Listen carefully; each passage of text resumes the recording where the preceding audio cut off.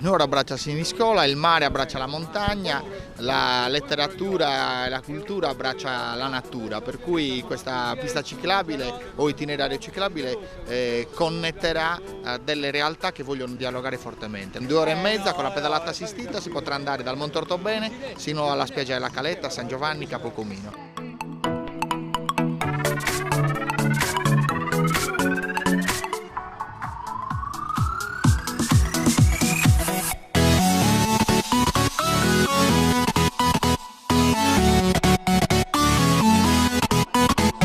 È un buon inizio per dare un po' di sensibilità soprattutto anche al ciclista che in questo periodo ha bisogno dei suoi spazi. Abbiamo tanto da offrire, la bicicletta potrebbe essere un mezzo importante, si vedono molte cose che difficilmente si vedono.